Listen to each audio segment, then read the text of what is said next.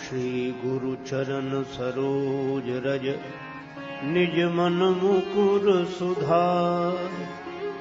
वर्णौ रघुवर बिमल यश जोदायक फल चार। तुलसीदास जी के पद कमल बारंबार मनाय गुण गावऊं। सिया राम के हनुमत हो सहाय। लेत सदा सुधि दीन की।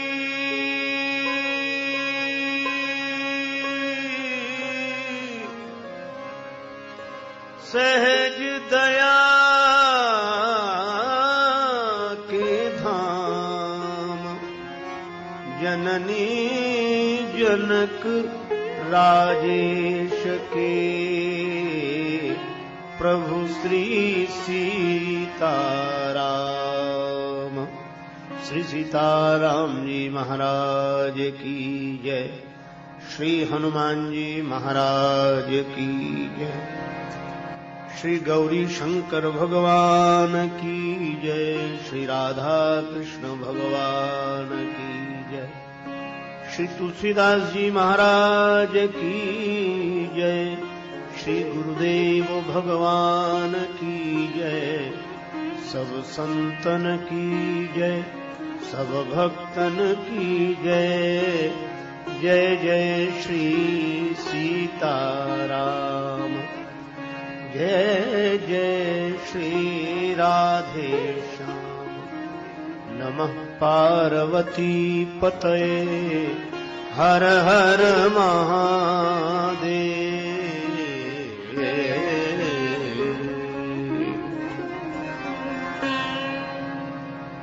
श्री सीताराम कथा रस रसिक श्रद्धालु श्रोता बंधुओं, श्रद्धामयी माताओं, श्री हनुमान जी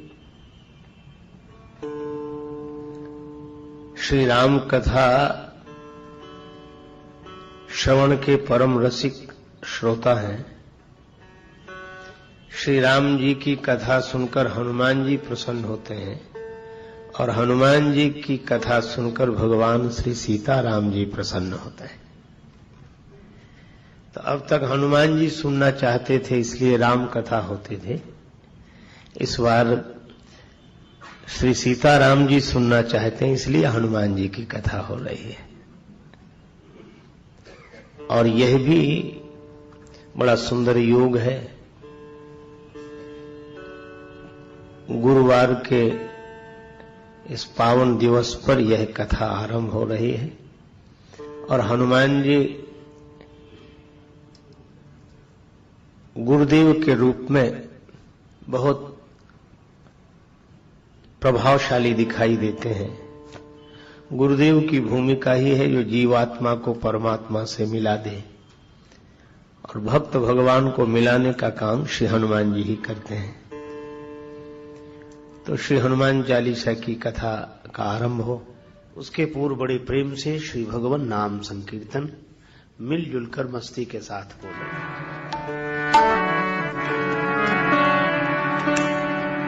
जय सिया राम जय जय सिया राम, जय सिया राम, जय सिया राम जय जय सिया राम, जय सिया राम, जय सिया राम जय जय सिया राम, जय सिया राम जय, जय सिया राम जय जय सिया राम, जय सिया राम, जय सिया राम जय जय सिया राम, जय सिया राम जय, जय सिया राम जय जय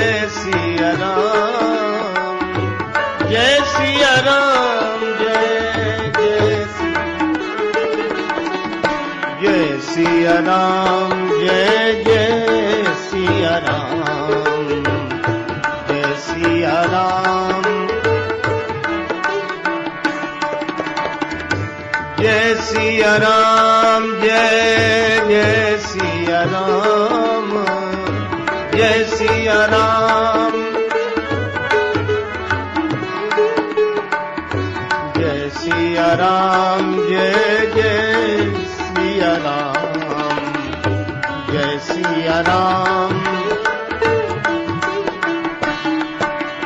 जय सिया राम जय जय सिया राम जय सिया राम जय जय हनुमान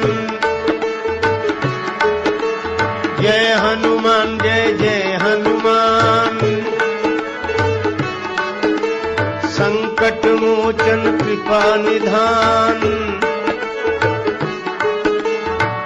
जय सिया राम जय जय सिया राम जय सिया राम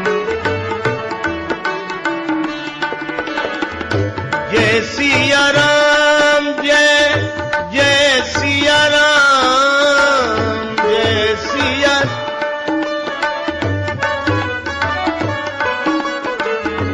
जय सिया राम जय जय सिया राम जय सिया राम जय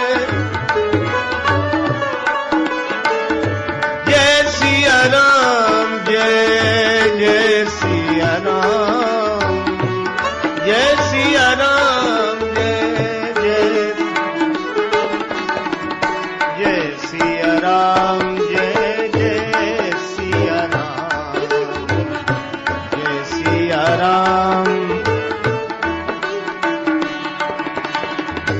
जय सिया राम जय जय सिया राम जय सिया राम जय जय सिया राम जय जय सिया राम जय जय सिया राम सिया राम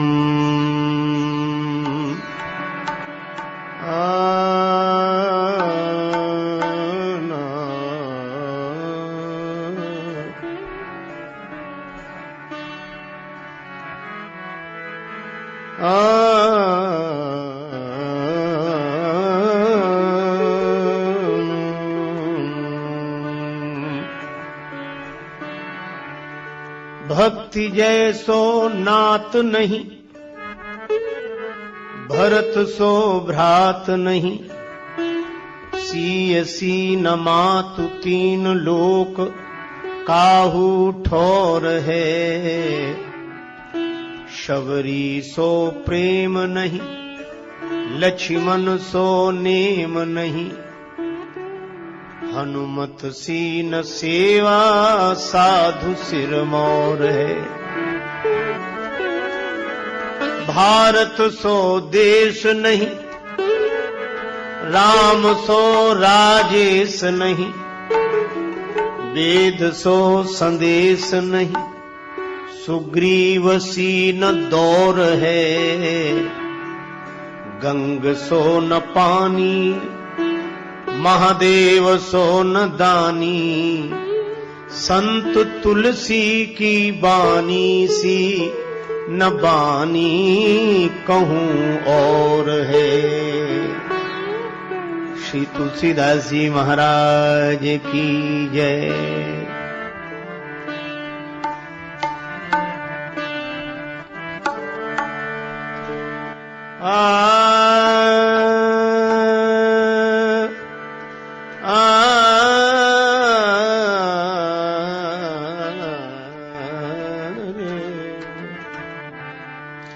जो यह पढ़े हनुमान चालीसा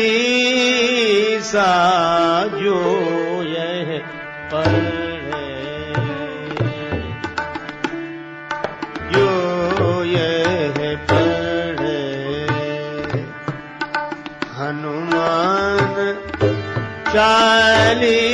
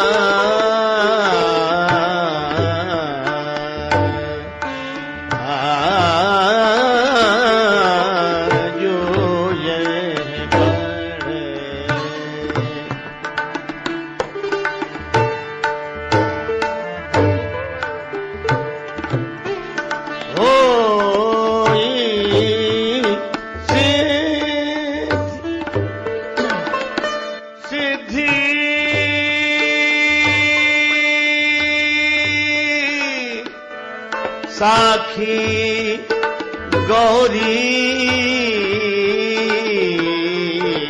सा गौरी सा साखी गौरी सा जो यह पढ़े हनुमान चालीसा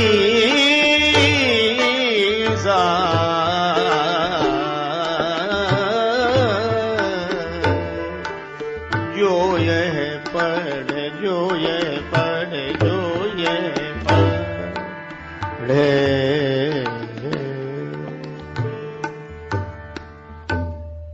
जिस पंक्ति का भी गायन हुआ, यह पंक्ति श्री हनुमान चालीसा की फलश्रुति है। श्री तुलसीदास जी कहते हैं कि जो श्री हनुमान चालीसा का पाठ करेगा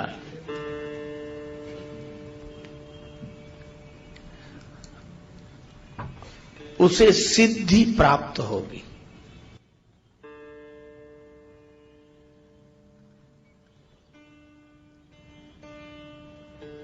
सिद्धि के अनेक रूप हैं।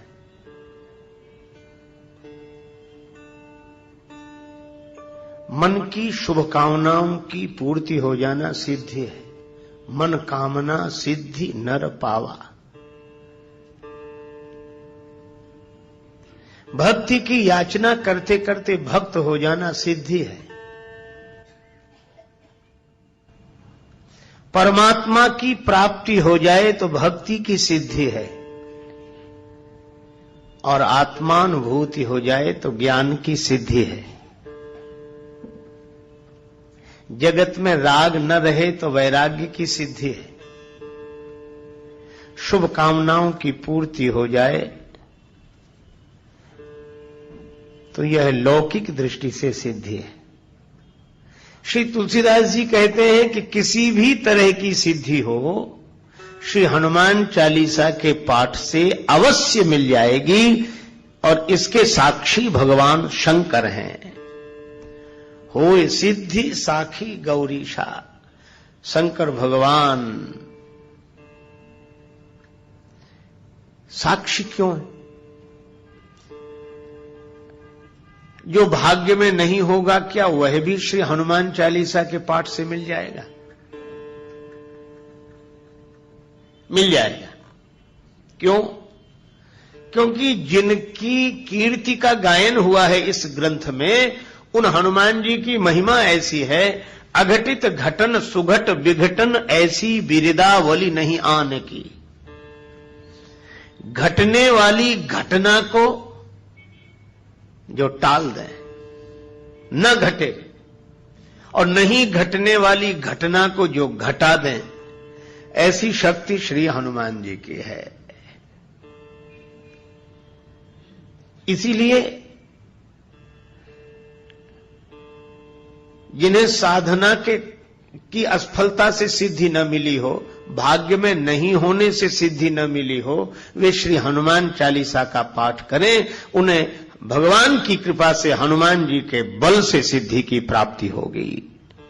शंकर भगवान साक्षी हैं, क्योंकि भाग्य में नहीं होगा तो शंकर जी ने गवाही भरी है, वे पूर्ति करेंगे, क्योंकि भाव्यु मैटि सकहि त्रिपुरारी।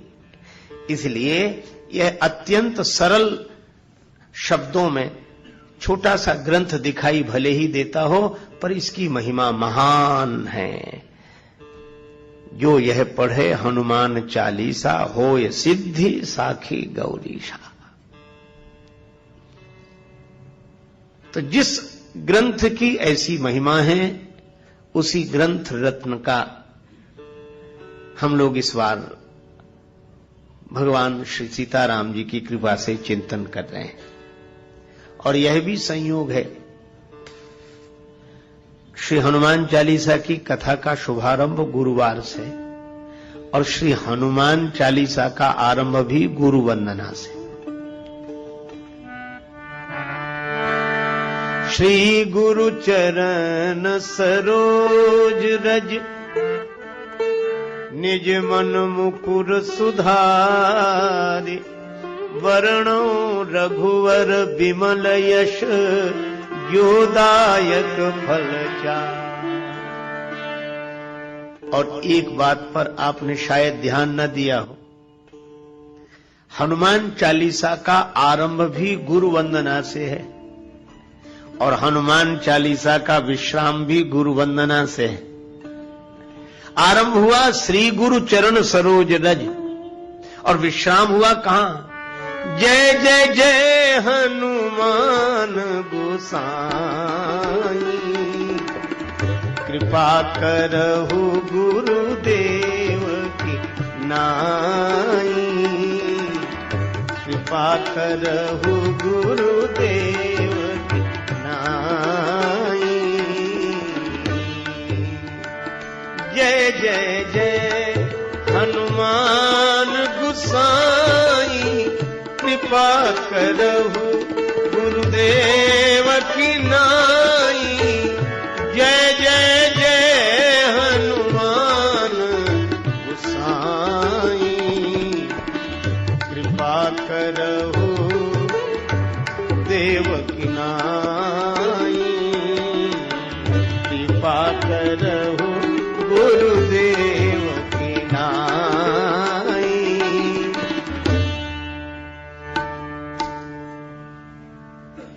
और इसका अर्थ है कि श्री तुलसीदास जी ने हनुमान जी को गुरुदेव के रूप में ही देखा है। क्यों देखा है? देखो, गुरुदेव की महिमा क्या है? भगवान से मिला देना गुरुदेव की महिमा नहीं है। भगवान तो मिले मिलाए हैं, भगवान तो कभी अलग है ही नहीं, पर मिले मिलाए की पहचान करा देना गुरुदेव की महिमा है। भगवान देखो, किसी प्राणी पदार्थ की प्राप्ति भले ही अप्राप्त की प्राप्ति हो, पर परमात्मा की प्राप्ति तो प्राप्त की प्राप्ति है। भगवान तो मिले हुए हैं। कहां है? सब जगह। ईश्वर सर्वभूतानां हृदय से अर्जुन तिष्ठति। गीता गायक भगवान गोविंद कहते हैं कि वह परमात्मा सबके हृदय में बैठे हुए हैं। श्री तुलसीदास जी बार बार रामचरितमानस में कहते हैं, अस प्रभु हृदय अछत अविकारी, सबके उर अंतर बसहु जानहु भाव कुभाव। तो भगवान तो सबके साथ है।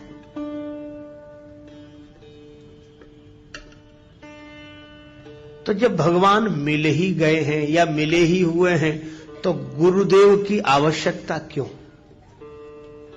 इसलिए खोया होए तो फिर मिले। कोई वस्तु खो गई हो तो खोजने से मिल जाएगी, और कोई रूठ गया हो तो मना लेंगे। खोया होए तो फिर मिले, रूठा ले ही मनाए, पर मिला रहे फिर ना मिले, तासों कौन बसाए।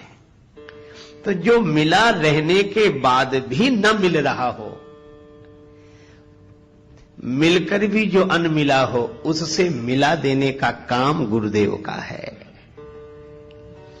अच्छा, तुलसीदास जी महाराज से किसी ने पूछा कि हनुमान जी आपके गुरुदेव क्यों हैं? क्या इन्होंने राम जी से आपको मिलाया? तुलसीदास जी बोले कि राम जी तो मिल गए थे। फिर हनुमान जी ने क्या किया? कहा कि मिले हुए राम जी को हम पहचान नहीं पा रहे थे। मंदाकिनी तट राम घाट पर, मंदाकिनी गंगा के किनारे चित्रकूट में राम घाट पर श्री राम जी प्रकट हुए। मंदाकिनी तट राम घाट पर प्रगटे दशरथ नंदन, बोले मधुर वाणी में धनुधर, बाबा दे दो चंदन। श्री राम जी प्रकट हो गए। तुलसीदास जी के आंखों से आंसू बरस रहे थे भगवान की याद में, भगवान के विरह में। उन बरसते हुए प्रेमाश्रुओं से चंदन उतारा जा रहा था। भगवान प्रकट हो गए, बाबा चंदन दे दो। तुलसीदास जी तो वैसे ही परेशान थे, भगवान की ओर देखकर बोले, बच्चा हमें क्यों परेशान करते हो? घाट पर बहुत लोग हैं, किसी से ले लो, बहुत पंडे बैठे हैं, हम तो वैसे ही परेशान हैं। रोने लगे। भगवान ने मन में सोचा, कभी कम रो रहे हैं, हम चले जाएंगे तो ज्यादा रोएंगे, पहचान नहीं पा रहे हैं। तो भगवान ने कहा, अच्छा बाबा चंदन दो चाहे मत दो, पर यह बताओ तुम रो क्यों रहे हो? कौन खो गया है तुम्हारा? तुलसीदास जी रोते हुए बोले, हमारे भगवान हमें नहीं मिल रहे, हमारे भगवान हमें नहीं मिल रहे। राम जी बोले, तब तो आपके भगवान बड़े कठोर हैं, आप इतना रोते हो तो भी भगवान आपको नहीं मिलते हैं।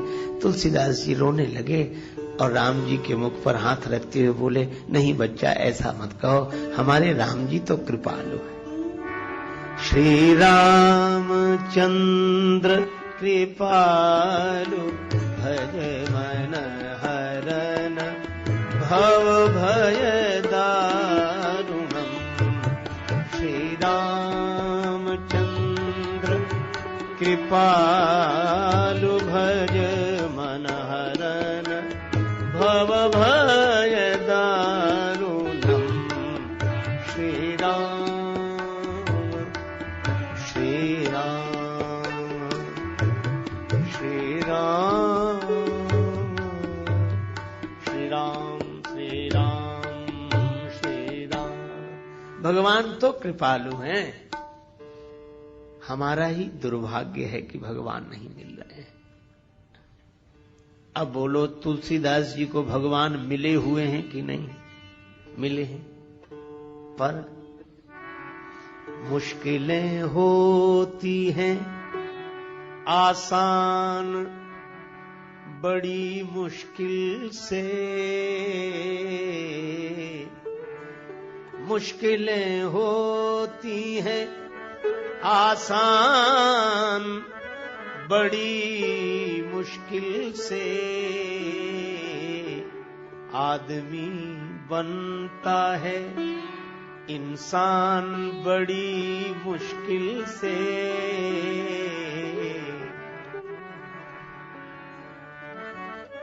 ढूंढने वाले को मिल जाते प्रभु हैं, लेकिन आंख कर सकती है पहचान बड़ी मुश्किल से।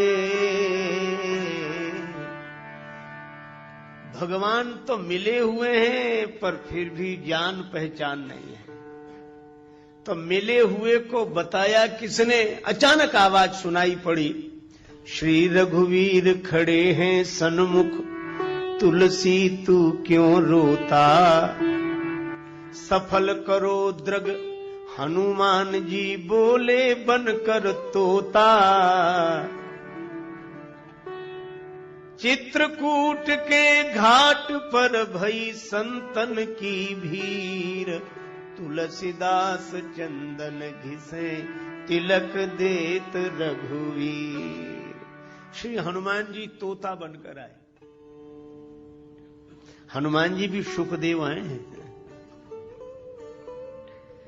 श्री कृष्ण कथा के सुखदेव व्यास नंदन है, और राम कथा के सुखदेव तो अंजनी नंदन है।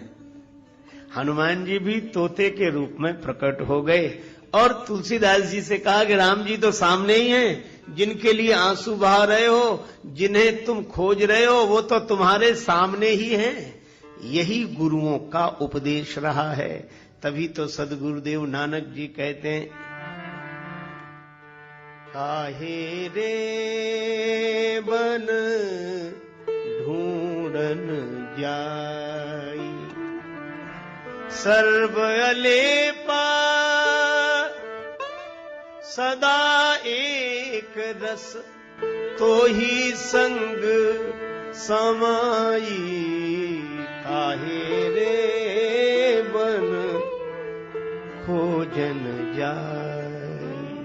हनुमान जी ने भी वही किया और आज जब श्री हनुमान चालीसा लिखने बैठे श्री तुलसीदास जी, तो याद आ गई कि भगवान तो मिले हुए थे, पर अगर हनुमान जी ने न बताया होता तो राम जी को देखकर भी मैं राम जी को नहीं देख पाता।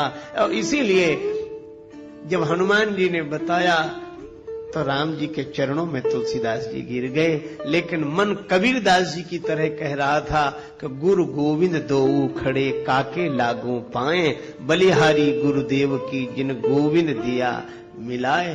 तो जब जब श्री हनुमान जी का स्मरण तुलसीदास जी करते तो उन्हें यह घटना याद आई। तभी वे आरंभ करते हुए लिखने लगे, श्री गुरु चरण सरोज रज।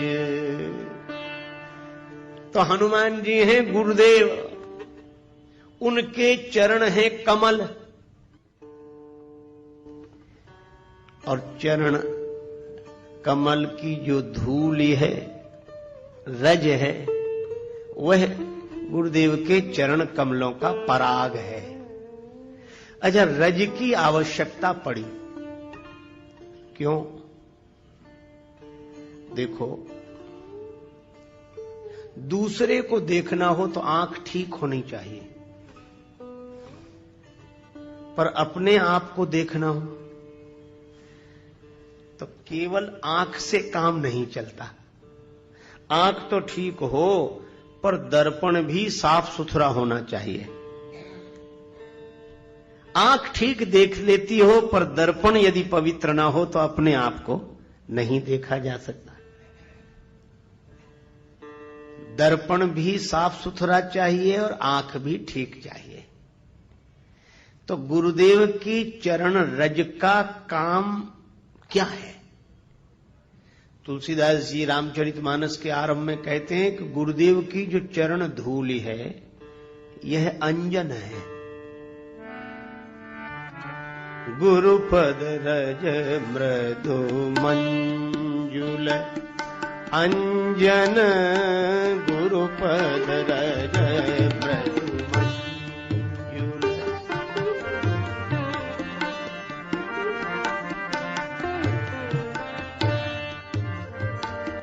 नयन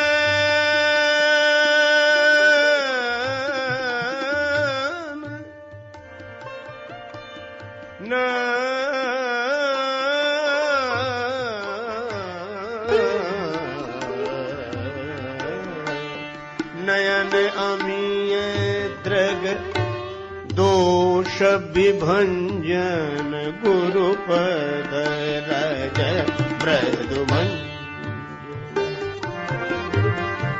गुरुपद रज मृदु गुरुपद रज मृदु। गुरुदेव के चरण कमलों की धूलि अंजन है। अंजन जो आंख में आंजा जाए उसको अंजन, नेत्रों के दोष को दूर करने वाला हो वो अंजन। तो हनुमान जी महाराज हैं अंजनी नंदन। तो अंजनी नंदन है गुरुदेव, उनके चरण की धूलि बन गई अंजन। आंखों के लिए कौन सी आंखें?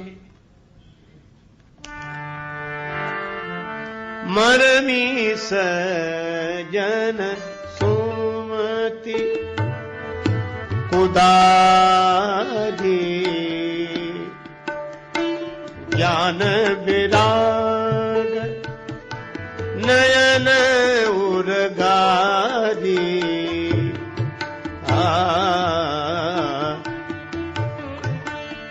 मरमी सज्जन सुमति।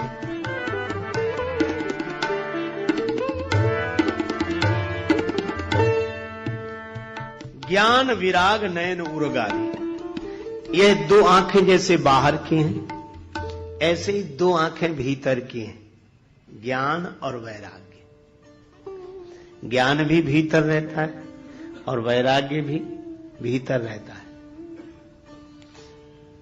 त्याग दिखाई देगा, क्रिया दिखाई देगी, कर्म बाहर दिखाई देता है, त्याग भी दिखाई देता है, लेकिन वैराग्य भीतर रहता है, वो दिखता नहीं, वो मन की दशा है। इसी तरह ज्ञान भी भीतर रहता है। ज्ञान के कारण बाहर दिखता है, पर ज्ञान तो भीतर ही रहता है। ये ज्ञान वैराग्य भीतर की आंखें हैं। अब ये आंखें हो गई खराब। आंखें भी कहीं खराब होती हैं। हां भाई, हो जाती हैं। कैसे? इन आंखों में जब मोतियाबिंद आता है तो आंख खराब हो जाती है। तो इन ज्ञान और वैराग्य की आंखों में भी मोतियाबिंद आ गया है। ज्ञान की आंख में द्वेष का मोतियाबिंद आ गया है और वैराग्य की आंख में राग का मोतियाबिंद आ गया।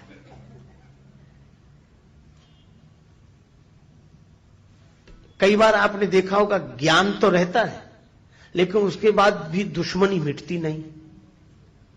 और ज्ञान किसका है? बोले अद्वैत का। और दुश्मन कौन है? बोले दूसरा आदमी हमारा दुश्मन है। ज्ञान कहता है कि दूसरा है नहीं। तो ज्ञान की आंख तो है, पर द्वेष का मोतियाबिंद आ गया। हमें ज्ञान तो अद्वैत का है, पर द्वंद्व द्वैत में बना हुआ है। यही ज्ञान की आंख में द्वेष का मोतियाबिंद आ गया। और अगर ज्ञान की आंख ठीक है तो उमा जे राम चरण रत विगत काम मद क्रोध निज प्रभुमय देखई जगत तो केहिसन करई विरोध। फिर विरोध क्यों होगा? कोई प्रेम से भर जाए, भगवान को सर्वत्र देखेगा तो प्रेम से भर जाएगा।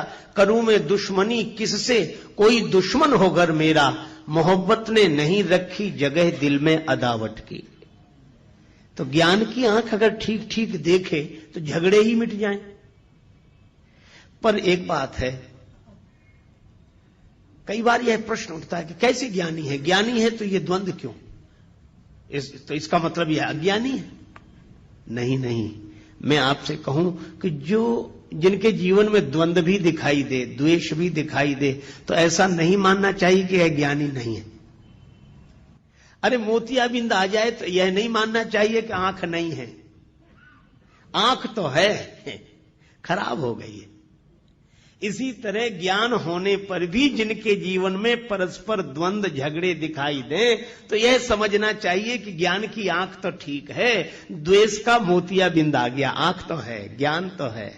अच्छा बोलो, हम आप सबको ज्ञान है कि नहीं? ज्ञान तो है, पर आंख थोड़ी खराब हो गई। आंख तो है, तो आंख नहीं लानी पड़ेगी, इसका इलाज कराना पड़ेगा। मैं भी आपसे निवेदन करता हूं कि आपको ज्ञान की जरूरत नहीं है, बस ये ज्ञान की आंख जो खराब हो गई है इसका इलाज कराने की जरूरत है बस। तो ज्ञान की आंख में द्वेष का मोतियाबिंद और वैराग्य की आंख में राग का मोतियाबिंद। अब ये ज्ञान और वैराग्य की आंख में आए हुए राग द्वेष के मोतियाबिंद को कैसे दूर करें? तुलसीदास जी बोले अंजन लगा। और अंजन गुरुपद रज मृदु मंजुल अंजन, गुरुपद रज मृदु मंजुल नयन अमीय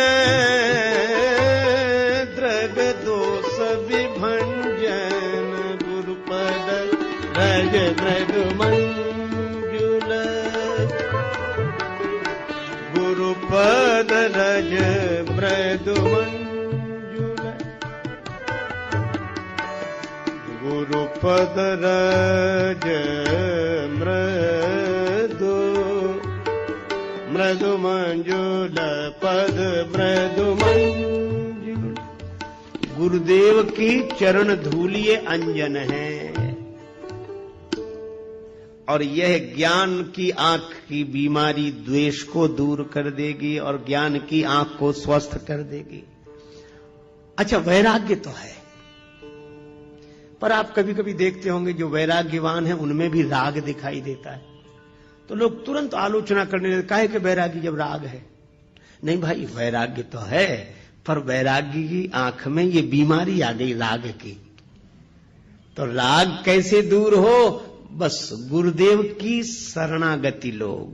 चरण धूल, जो गुरुदेव के चरणों के आश्रित रहते हैं उनकी ज्ञान वैराग्य की आंखें ठीक हो जाती हैं। गुरुदेव की चरण धूलि का अंजन ज्ञान वैराग्य की आंखों का दोष दूर करने वाला है। अच्छा, एक अद्भुत बात है, धूल अगर आंख में गिर जाए तो खुली हुई आंख भी बंद हो जाती है। धूल अगर आंख में गिर जाए तो खुली हुई आंख भी बंद हो जाती है।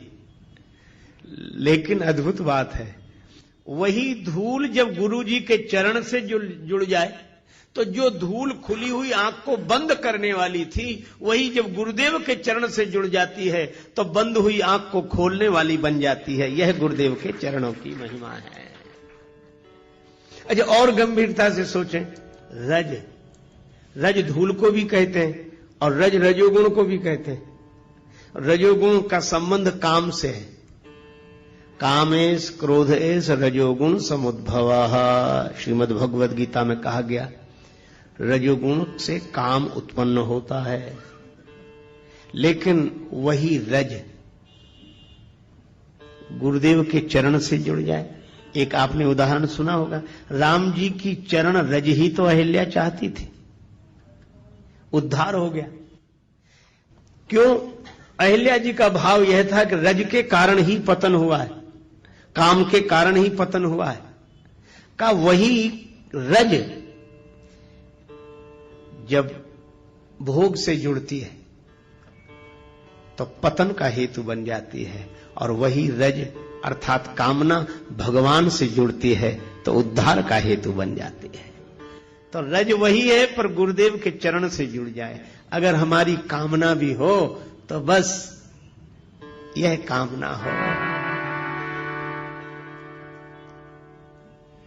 संतन ढींग बैठी बैठे, संतन ढींग बैठी बैठ, लोक लाज होई, संतन ढींग बैठी बैठी, संतन ढींग बैठी बैठी बैठी बैठी बैठी बैठी, ढींग बैठे बैठे। जब मन सत्संग में लगने लगे, प्रथम भगति संतन कर संगा, गुरुदेव में लगने लगे, तो आंख भी ठीक काहे से होगी? गुरुदेव की चरण धूलि से। अच्छा ठीक है, गुरुदेव की चरण धूलि से आंख तो ठीक हो गई, ज्ञान भी ठीक हो गया, वैराग्य भी ठीक हो गया। अब एक बात सोचना आप, ज्ञान की आंख ठीक हो गई, वैराग्य की आंख ठीक, तो आंख देखती दूसरे को है। तो हम ज्ञान वैराग्य की दृष्टि से सारी दुनिया को देखने लगे। लेकिन जिन आंखिन सब देखिए आंख न देखी जाए, उन्हीं आंखों को देखना हो। जिन आंखों से हम सब देखते हैं उन्हीं आंखों को देखना हो, अपने चेहरे को देखना हो, तो केवल आंखों से काम नहीं चलेगा, फिर तो दर्पण की आवश्यकता पड़ेगी। तो तुलसीदास जी से किसी ने पूछा कि ज्ञान और वैराग्य अगर आंखें हैं तो दर्पण क्या है? तुलसीदास जी बोले, अपना मन ही दर्पण है, अपना मन दर्पण है। तो दर्पण तो है अपने पास, पर दर्पण में चेहरा दिख नहीं रहा है। हमें ज्ञान तो हो गया है, क्योंकि हम सत्संग में बैठकर आए, ज्ञान हो गया है। वैराग्य भी है, क्योंकि ज्यादा नहीं सही पर कुछ देर को तो संसार भूलकर बैठे ही हैं, पर फिर भी अपना चेहरा नहीं दिख रहा है। क्यों नहीं दिख रहा? दर्पण मैला है, और दर्पण क्या है? मन। दिल का शीशा साफ कर,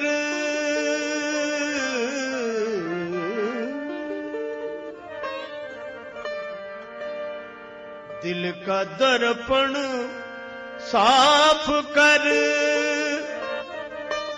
दूर कर अभिमान को, अभिमान को, प्रेम भक्ति भक्ति के बिना,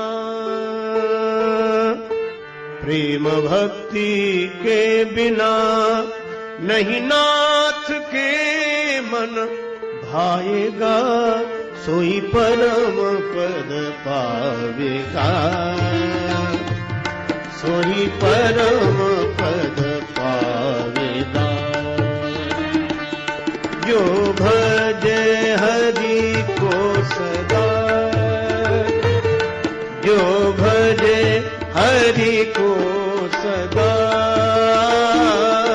सोई परम पद पावेगा, सोई परम पद पावेगा।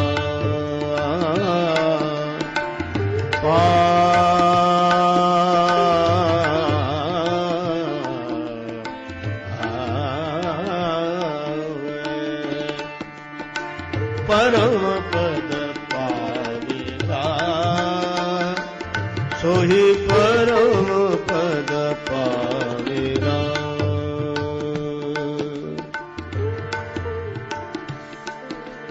कैसे होगा ये दिल का दर्पण पवित्र? मन का शीशा कैसे साफ होगा? छोड़ दुनिया के मजे सब, बैठ कर एकांत में, एकांत में ध्यान धर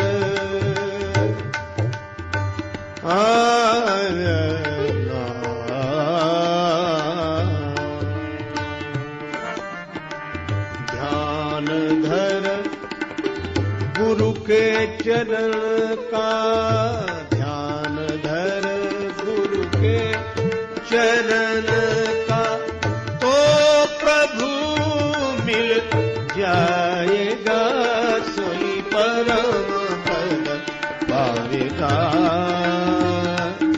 सोई परम पद पावेगा, सोई परम पद, सोई परम पद, सोई परम पद पावेगा। दिल का दर्पण साफ कर। कैसे होगा? कहा कि गुरुदेव की चरण रज दो काम करती है। गुरुदेव की चरण धूल दो काम करती है। ज्ञान वैराग्य की आंख ठीक करने के लिए, राग द्वेष का मोतियाबिंद दूर करने के लिए अंजन का काम करती है। क्योंकि नियरे होए सूझत नहीं, लानत ऐसी जिंद, तुलसी या संसार को भयो मोतिया बिंद। तो ज्ञान वैराग्य की आंखों का, राग द्वेष का मोतिया बिंद दूर करने के लिए गुरुदेव के चरण कमलों की धूल अंजन है। और मन का दर्पण अगर साफ करना हो तो बस वही धूल उस दर्पण पर डाल दो। आपने देखा राख से, मिट्टी से साफ किया जाता है। तो जैसे आप राख से कोई चीज साफ करते हैं, मिट्टी से साफ करते हैं, तो पहले तो उसे लगा लेते हैं और उस पर पानी डालते हैं, तो राख या धूल अलग होती है पर उसको साफ कर देती है। इसी तरह गुरुदेव की चरण धूली अपने मन के दर्पण में लगाकर फिर प्रेम के आंसुओं का जल गिराओ, मन का दर्पण निर्मल हो जाएगा। और इसीलिए तुलसीदास जी यहां कहते हैं, श्री गुरु चरण सरोज रज रज सुधार कर, किसके लिए? निज मन मुकुर सुधार। अपना मन रूपी दर्पण ठीक कर लें और अपना मन जैसा होगा वैसा ही चेहरा दिखाई देगा। तो मन पवित्र हो जाए। निर्मल मन जन सो मोहि पावा। निर्मल मन जिसका होता है उसे भगवान मिलते हैं। तो मन की निर्मलता से मिलते हैं भगवान, और गुरुदेव की कृपा से होता है मन निर्मल। तो यहां से श्री तुलसीदास जी हनुमान चालीसा आरंभ करते हैं। यह मन पवित्र क्यों कर रहे हो? वर्णो रघुवर विमल यश, विमल जस जो दायक फल चारि। गुरुदेव की चरण रज का अंजन बनाकर, ज्ञान वैराग्य की आंखें पवित्र करके, गुरुदेव की चरण धूलि से मन रूपी दर्पण को पवित्र करके मैं श्री राम जी के चरित्र का वर्णन कर रहा हूं। वर्णो रघुवर विमल जस। अच्छा एक बात बताओ, हनुमान चालीसा में तो हनुमान जी की महिमा ही गाई गई, पर वर्णो रघुवर विमल जस कह रहे हैं मैं राम जी का पवित्र यश वर्णन कर रहा हूं। राम जी का यश वर्णन कर रहे हैं और महिमा हनुमान जी की गा रहे हैं। क्यों? तुलसीदास जी बोले मैं हनुमान जी का स्वभाव जानता हूं, वैसे आएंगे ही नहीं बुलाने पर। एक ही है कारण उन्हें बुलाने का, ये कहो वर्णो रघुवर विमल जस। हम राम जी के गुण गा रहे हैं, राम जी का पवित्र यश गाना चाहते हैं तो हनुमान जी तुरंत आ जाएंगे। क्यों आ जाएंगे? क्योंकि रामचरित सुनीवे को रसिया, रामचरित सुनीवे को रसिया, राम लखन सीता मन बसिया, राम लखन सीता मन बसिया, राम लखन सीता मन बसिया। वर्णो रघुवर, राम जी का नाम दिया यहां रघुवर। रघु के कुल में जो सबसे अधिक श्रेष्ठ हुए हैं रघुवर, रघुवंश में जो श्रेष्ठ, ऐसे श्री राम जी का यश वर्णन करो। अच्छा यश कैसा है? विमल यश। राम जी का यश निर्मल है। तुलसीदास जी ने एक जगह लिखा रामचरितमानस में कि भगवान के जो गुण हैं यह पवित्र धागा है। जुगुत वेद पुन पोई हई रामचरित वर ताग। वर माने श्रेष्ठ, ताग माने तागा, धागा। और कवियों की कविता हो ये कवित मुक्ता मणि चारु, कवियों की कविता मोती। किसी ने तुलसीदास जी से कहा कि यह उपमा तो बड़ी विचित्र है, मोती कीमती होता कि धागा? तुलसीदास जी बोले कीमती तो मोती होता है। तो बोले कवियों की कविता कीमती है कि राम जी का चरित्र? तुलसीदास जी बोले राम जी का चरित्र। राम तुम्हारा चरित्र स्वयं ही काव्य है, कोई कवि बन जाए सहज संभाव्य है। मैत्री शरण गुप्त जी की यह पावन पंक्तियां सचमुच राम जी के चरित्र की ही विशेषता है। ठीक है, तो कवियों की कविता को मोती क्यों बनाया आप? राम जी के चरित्र के प्रेरक प्रसंगों को मोती बनाते और कवियों की जो श्रृंखला आई है कविता की उसको धागा बनाते। तुलसीदास जी बोले हमने जानबूझकर नहीं बनाया। क्यों? बोले मोती भले ही कीमती हो, लेकिन मोती की माला बनानी पड़ेगी तो मोती में छिद्र करना पड़ेगा। अब मैं राम जी के चरित्र को मोती की उपमा कैसे दे दूं? क्योंकि हमारे राम जी के चरित्र में तो कहीं छिद्र है ही नहीं, इसलिए मैंने मोती नहीं बनाया। हां, राम जी का चरित्र धागा है और यह धागा इतना अनंत है कि चाहे जितनी कवियों की कविता रूपी मोती इसमें पिरो दिए जाएं, पर इस धागे का कभी अंत होने वाला नहीं है। हरि अनंत हरि कथा अनंता। राम जी का चरित्र ऐसा पवित्र चरित्र है,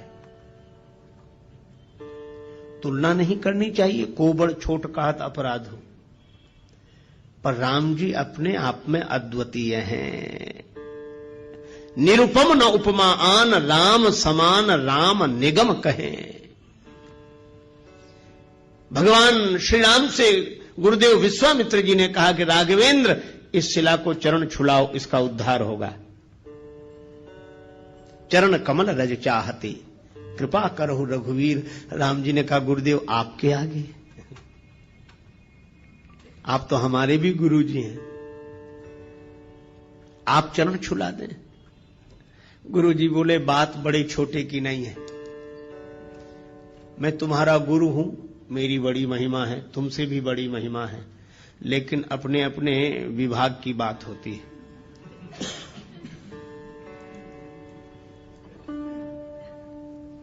कहीं कहीं चेले की महिमा गुरु से भी अधिक होती है। राम जी बोले, सो कैसे?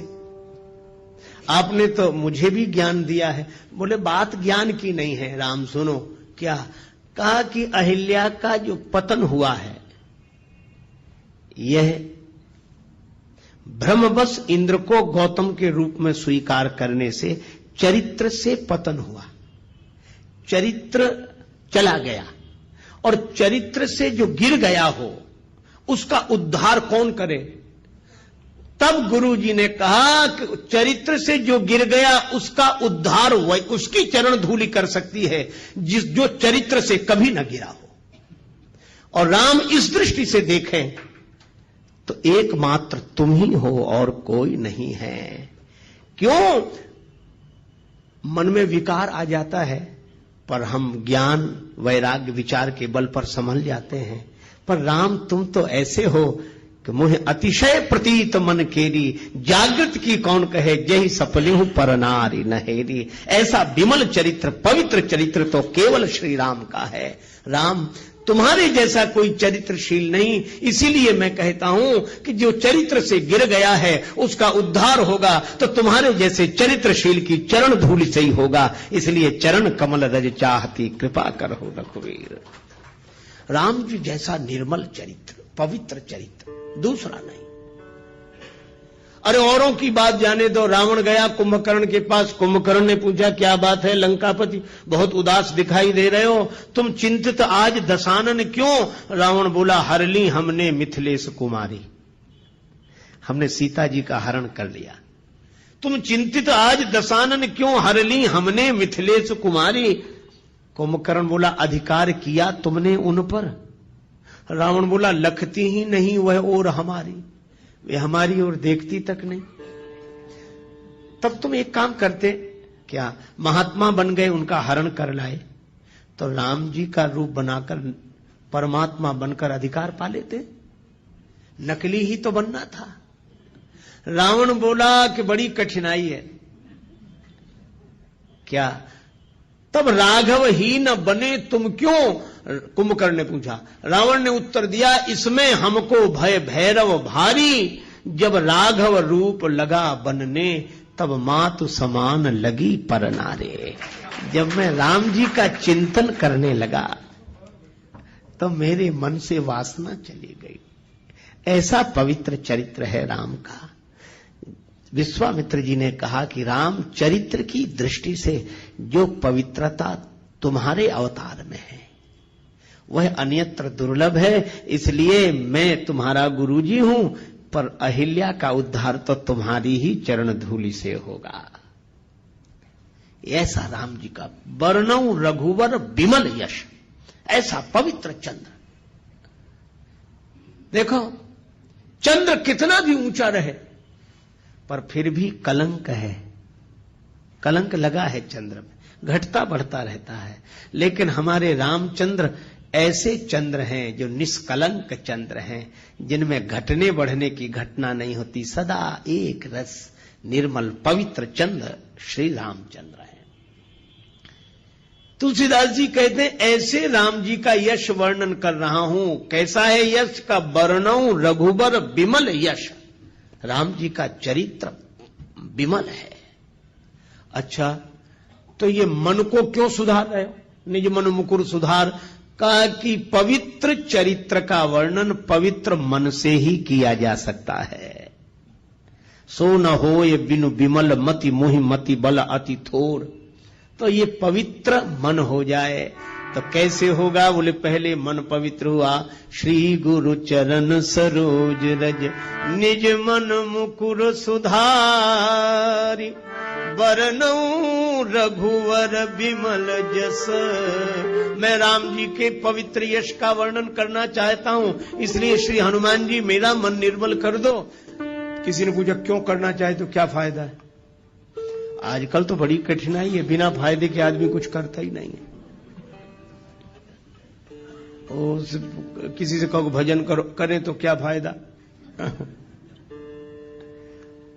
अच्छा, बहुत सी चीजें हैं। एक आदमी ने हमसे बार बार कहा, बहुत तंबाकू गुटखा खाते थे, बार बार मुंह भर लें, फिर कहें आप भजन की कहते हो क्या फायदा? बोले आप जब जब भजन की कहते हो हमें तो बड़ी परेशानी लगती, करें क्या फायदा? हमने कहा अच्छा एक बात बता दो, तुम ये बार बार तंबाकू गुटखा खाते हो, इससे क्या फायदा? सो बोले कहे तो ठीक रहे, फायदा तो कुछ नहीं। हमने कहा फिर क्यों? बोले आदत पड़ गई।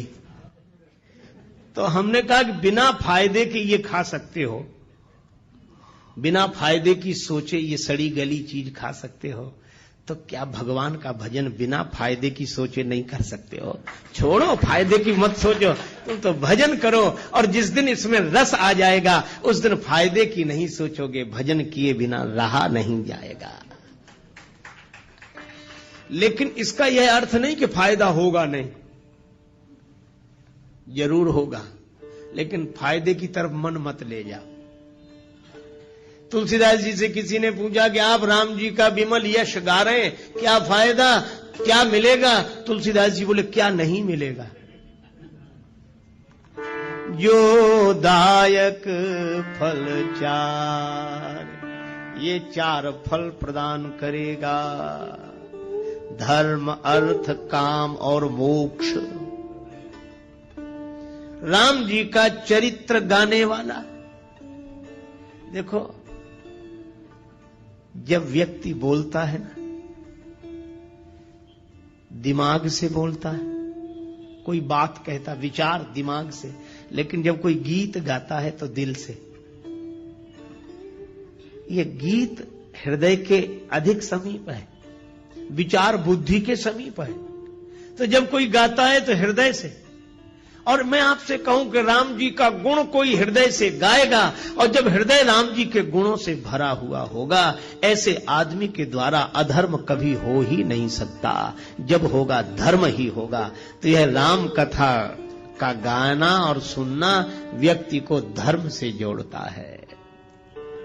धर्म, अर्थ, भगवान के गुण गाने वाला, सुनने वाला, उसके जीवन में अर्थ रहेगा ही। क्यों रहेगा? क्योंकि भगवान नारायण है, और जो भगवान के गुण गाएगा, भगवान के चरण कहां आ जाएंगे? उसके हृदय में। ये यही कथई स्नेह समेता, कहीं हई सुनी हई समुझ सचेता, होई हई राम चरण अनुरागी, कलिमल रहित सुमंगल भागी। भगवान के चरणों का अनुराग उसके मन में आ जाएगा, तो भगवान के चरण कहां आ जाएंगे? उसके हृदय में, उसके जीवन में। और जब मैं आपसे एक बात पूछता हूं, लक्ष्मी जी को दुनिया भर में ढूंढो, कहां मिलेंगी? भगवान के चरणों में। भगवान नारायण के चरण दबाते हुए ही तो लक्ष्मी जी मिलती हैं। इसीलिए जो भगवान के गुण गाएगा उसका जीवन धर्ममय हो जाएगा। जो भगवान के गुण गाएगा, सुनेगा, और भगवान के चरण उसके मन में आ गए, तो भगवान के उन चरणों की सेवा करने के लिए लक्ष्मी जी अर्थ बनकर उसके जीवन में आ जाएंगी। धर्म, अर्थ। और जो राम जी के गुण गाकर ऐसे मस्त हो जाए कि उसकी कोई कामना न रहे, प्रेम में भर जाए। विभीषण जी ने यही कहा कि लंका का राज्य पाने की वासना पहले थी, उर कछु प्रथम वासना रही, प्रभु पद प्रीति सरित सो बही। आपका प्रेम उमड़ गया था, वो भी इच्छा नहीं रही। हमें कुछ नहीं चाहिए, कुछ नहीं चाहिए, हमारी कोई इच्छा नहीं, कोई कामना नहीं। भगवान ने कहा कि तुम्हारी कोई इच्छा नहीं, पर अब हमारी इच्छा हो गई।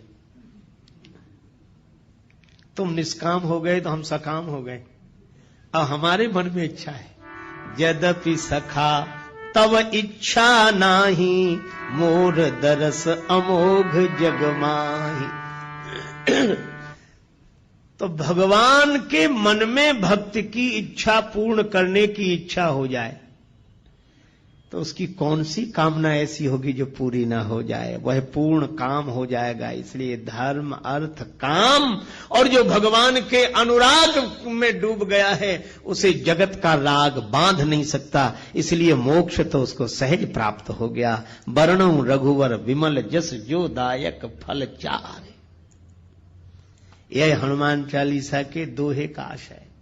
श्री गुरु चरण सरोज रज निज मन मुकुर सुधारे। मुकुर माने दर्पण। वर्णौ रघुवर विमल यश जो दायक फल चारे। अच्छा, जब यह सब जानते हो तो राम जी के गुणों का वर्णन शुरू करो। चारों फल मिलेंगे, करो शुरू। तुलसीदास जी बोले भगवान का यश है विमल, और बुद्धि भी कैसी चाहिए? विमल सो न होय बिनु विमल मति मोहि मति बल अति थोर। करो कृपा, सब कृपा करो मुझे पवित्र बुद्धि की प्राप्ति हो जाए। तो अब किससे कृपा की याचना कर रहे हो? तुलसीदास जी बोले बुद्धिहीन तनु जान के सुमिरो पवन कुमार। यह शरीर बुद्धिहीन है, शरीर तो है पर इसमें समझ नहीं है, इसलिए हनुमान जी का स्मरण करना। अच्छा, बुद्धि नहीं है तो हनुमान जी से क्यों मांग रहे हो? बोले इसलिए हनुमान जी बुद्धि के भंडार हैं। बुद्धिमताम वरिष्ठम और ज्ञानी नाम अग्रगण्यम। ज्ञानियों में अग्रगण्य हैं, बुद्धिमानों में सर्वश्रेष्ठ हैं।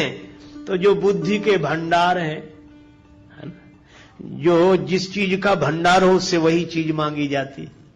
हनुमान जी आप बुद्धिमान हैं, आप बलवान हैं और आप विद्यावान हैं, इसलिए तीनों चीजें हमें दे दो। बल बुद्धि विद्या देहु मोहि हरहु कलेश विकार। बल भी चाहिए, बुद्धि भी चाहिए, विद्या भी चाहिए, है ना? देखो, तलवार चलाना आना चाहिए, पर चलाने के लिए तलवार भी तो चाहिए। तो विद्या का उपयोग करने के लिए बुद्धि चाहिए, पर बुद्धि जिसका उपयोग कर सके ऐसी विद्या भी तो चाहिए। तो बुद्धि और विद्या दोनों,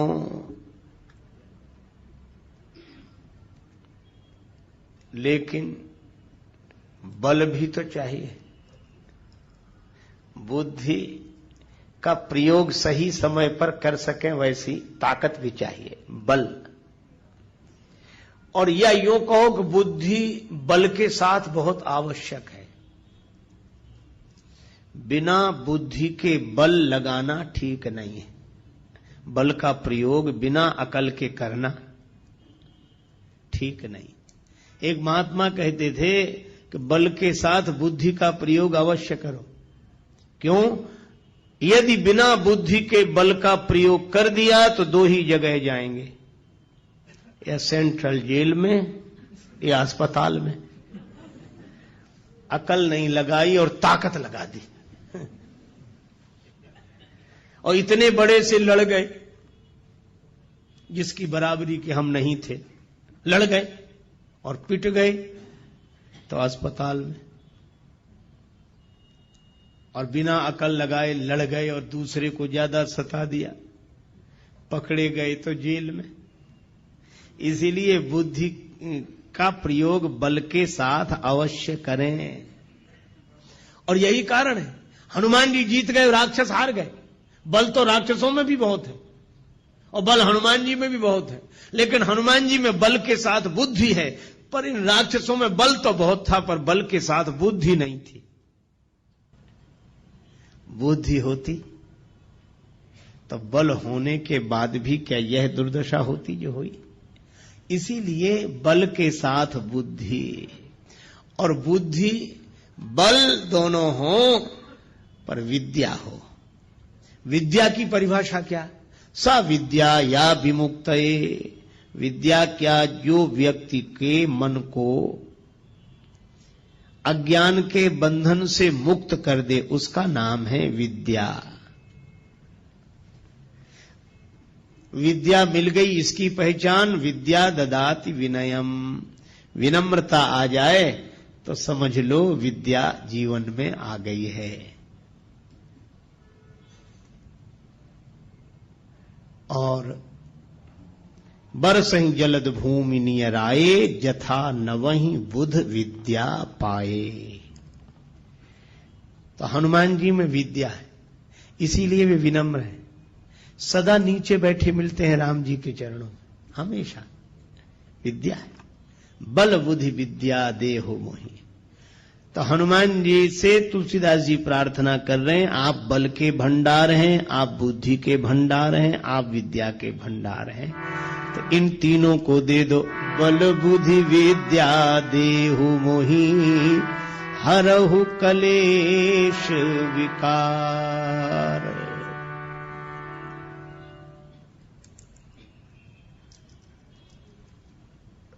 देखो, कलेश दूर हो जाए। राग द्वेष ये कलेश है। अभिनिवेश, अस्मिता, अविद्या, अविद्या, अस्मिता, अभिनिवेश, राग द्वेष, यह 5 क्लेश हैं योग शास्त्र के अनुसार। ये क्लेश मिट जाएं, विद्या होगी तो अविद्या नहीं होगी, विनम्रता होगी तो अस्मिता नहीं होगी,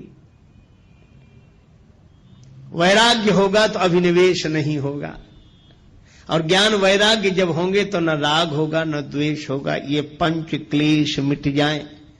बल बुद्धि विद्या देहु मोहि, हरहु कलेश और विकार, काम क्रोध मोह, लोभ मोह मद मत्सर, ये 6 विकार हैं, 6 विकार हैं। काम क्रोध लोभ मोह मद मत्सर। मत्सर का अर्थ है दूसरे से ईर्ष्या करना, मत्सर। मद का अर्थ है अभिमान। मोह का अर्थ है एक ही जगह रुके रह जाना, अटक जाना। देखो, कभी आपने देखा ना, किसी गीत की रिकॉर्ड बज रहा हो, ऐसे सुई चलती है उस पर, ग्रामोफोन पर, तो कभी कभी हम लोग बचपन में देखते उसकी सुई एक जगह अटक जाती थी तो उतना गाती रहती थी। किसी को अच्छा नहीं लगा, अरे बंद करो ये, तो वो तुरंत ठीक करता था। मैं आज भी देखता हूं, मोह का अर्थ यही है कि जिसकी सुई एक ही जगह अटक जाए वो उतना ही गाना, उतना ही निकले, उतना ही अटक जाना। गीत चलता रहे है ठीक है, लेकिन अटक जाना, जो अटका वही भटका। तो अटको मत, चलते चलो, हम तो हमारी मस्ती में झूमते चले हैं। ये मोह है, अटक जाना। देखो, गुलाब के फूल के मूल में, उसकी डाली में भौरा रुक ही रहा। गुलाब के फूल झड़ गए, पत्तियां गिर गईं, किसी ने भौरे से कहा कि जाओ। भौरा बोला, यही आशा अटक्यो रहो, अली गुलाब के मूल, हुई है बहुरी बसंत ऋतु इन डारन बेफूल। फिर खिलेंगे गुलाब, हम डाली तो छोड़कर नहीं जाते। ये मोह। कमल संपुटित होने लगा, कमल के बंद होने का समय आया, भौरा फिर भी बाहर नहीं निकला, भ्रमर नहीं निकला, उसी में कैद हो गया। किसी ने कहा तुम तो काठ को चीर कर निकल जाते हो, कमल के कोमल पत्ते को चीर कर निकल जाओ। बोले निकलने की जरूरत क्या है, सवेरा होगा, सूर्योदय होगा, कमल खिलेगा, फिर पराग का पान करेंगे। अहो मोह महिमा बलवाना। और तब तक सूर्योदय होने के पूर्व ही एक मतवाला हाथी आया, उस कमल को मूल सहित तोड़ कर ले गया, खा गया। भौरे का जीवन भी समाप्त हो गया। इसी तरह मोही मन यह सोचता है कि अटके रहो, अटके रहो, फिर रस लेने के लिए अटके रहो, अटके रहो। तब तक काल का मतवाला हाथी आकर जीवन ही नष्ट कर देता है। ये मोह।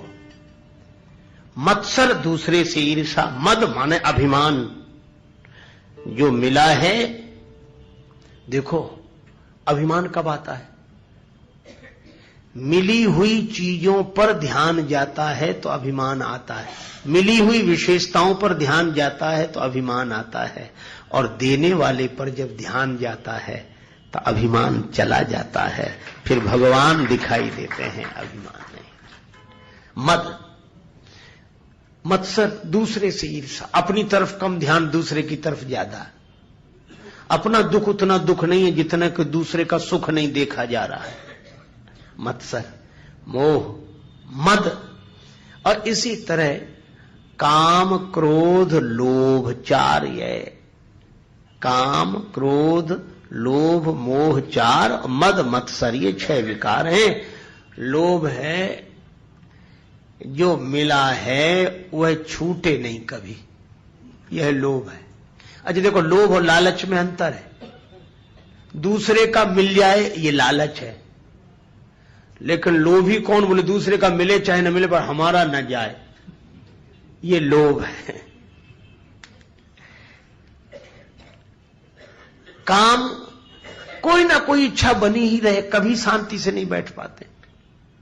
अच्छा कभी भी आप देखना, मन को देखते रहना, यह हमेशा कुछ ना कुछ चाहता रहता है कि नहीं। अगर ऐसा हो जाता तो, ऐसा हो जाता तो, ऐसा हो जाता तो, ये ऐसा हो जाता तो ही इस होने में सुख से नहीं रहने दे रहा है। हो जाता तो हो जाता। ये काम विश्रामहारी, इस काम के कारण ही विश्राम नहीं मिलता, और इसमें कहीं विघ्न पड़ जाए तो क्रोध प्रकट हो जाता है। काम पूर्ति पर बढ़ता लोभ। चलो कामना पूरी हो गई तो, और कामना पूरी तो हो गई। अच्छा एक बात बताओ, जितने काम से भरे हुए मन वाले हैं हम लोग, अच्छा हम लोगों ने कोई भी चीज 2 बार मांगी? आप प्रयोग करके देखें, क्या हमारी तो एक बार, तो एक बार मिल जाओ, बस एक बार मिल जाओ। इच्छा है एक बार मिल जाओ, बस एक बार। और एक बार करते करते अनेक बार जन्म जन्म के मर गए, अनेक बार। अनेक बार कोई कहता ही नहीं, एक बार। ये कामना कहती है एक बार, लेकिन अनेक बार भी तृप्त नहीं होगी, हो नहीं सकती। और इसमें विघ्न पड़ जाए तो क्रोध उत्पन्न होता है, और कामना पूरी न हो तो क्रोध उत्पन्न हो जाता है, कामना पूरी हो जाए तो लोभ उत्पन्न हो जाता है। काम पूर्ति पर बढ़ता लोभ, नहीं मिले तो होता क्षोभ। क्रोध अग्नि में जीवन को मत व्यर्थ जलाना रे, मुसाफिर चलते जाना रे, मुसाफिर चलते जाना रे। ना अटको ना भटको, ये है देश वीराना रे, मुसाफिर चलते जाना रे, चलते जाना रे, मुसाफिर चलते जाना रे।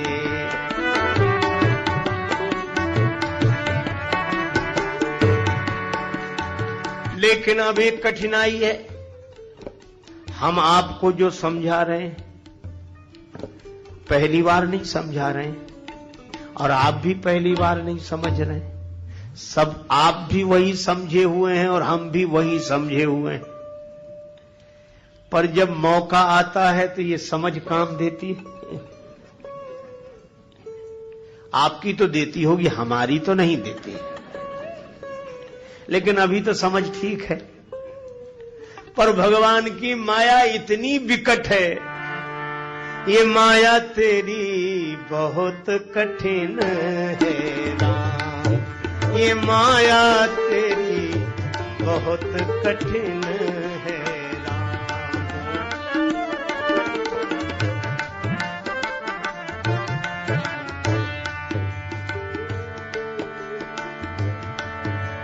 दुख में सुख दिखला के बनाती, दुख में सुख दिखला के बनाती, बड़ों बड़ों को गुलाम बहुत कठिन है राम, ये माया तेरी बहुत कठिन है राम, बहुत कठिन है राम। अच्छा विचार करना, करता नित्य विरोध क्रोध का, कहता बुरा परिणाम। जो क्रोध का विरोध करते हैं गलत है, क्रोध नहीं करना चाहिए, क्रोध अच्छी चीज नहीं है, बात सही है, लेकिन उनको ही जब क्रोध आता है तब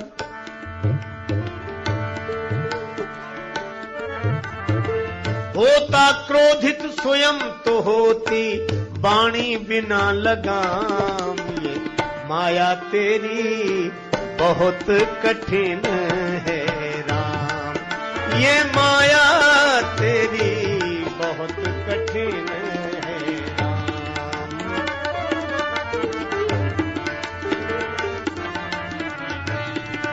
ये माया तेरी बहुत कठिन है राम।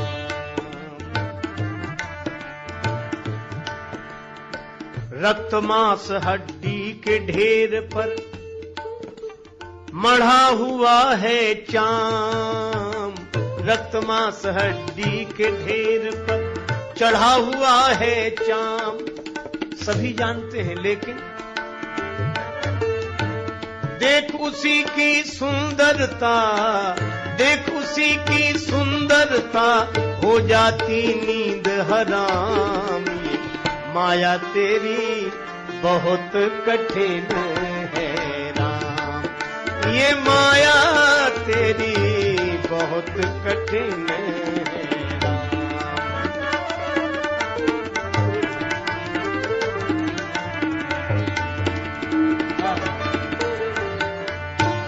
कठिन है राम।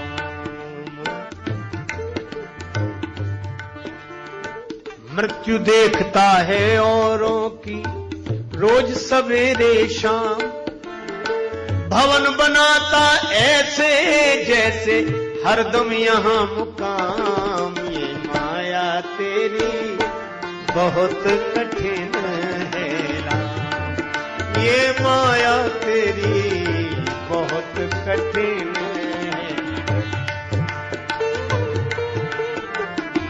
बहुत कठिन है राम।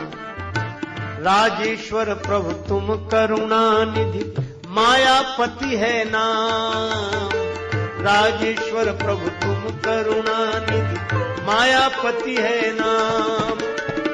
नाथ निवेरो अपनी माया, नाथ निवेरो अपनी माया, जीव लहे विश्राम, बहुत कठिन है राम, ये माया तेरी बहुत कठिन है,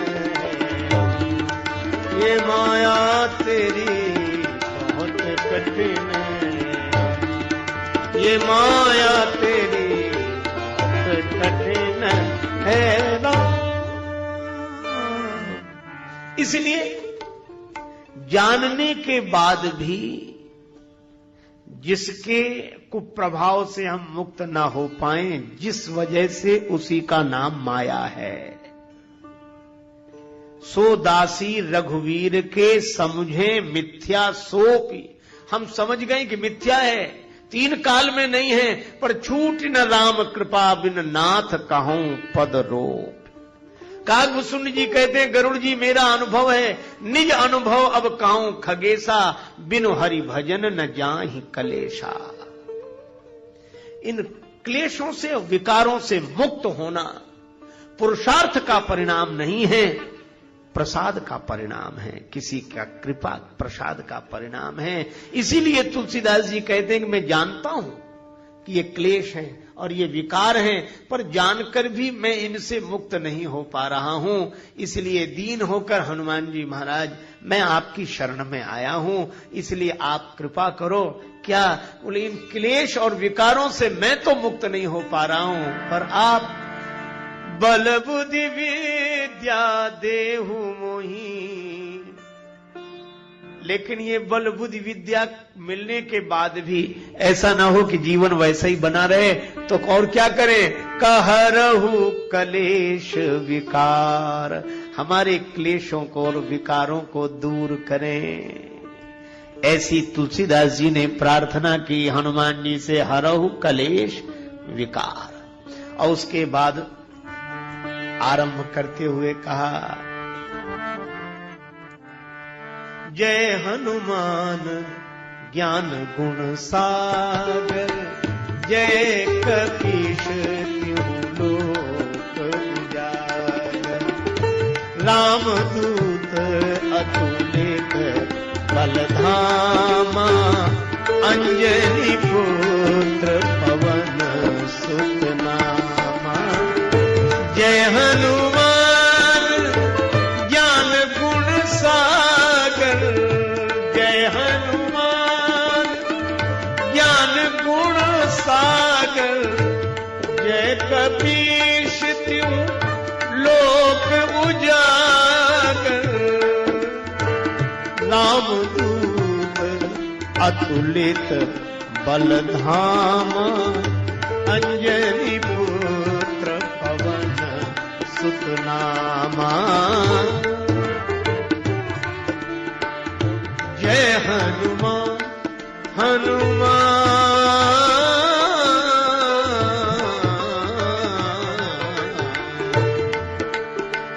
जय हनुमान ज्ञान।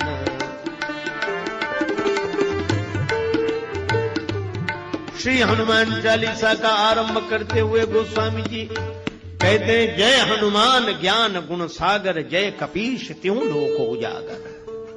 हे हनुमान जी महाराज आपकी जय हो, आप ज्ञान और गुण के समुद्र हैं। हनुमान जी जैसा ज्ञानी कोई नहीं। हनुमान जी ज्ञानियों में अग्रगण्य है। किससे पाया है ज्ञान? बिनु गुरु होय की ज्ञान। तो हनुमान जी के गुरुदेव कौन है? सूर्य भगवान, जो सारे संसार को प्रकाश देते हैं। उनसे प्रकाश प्राप्त किया है हनुमान जी ने।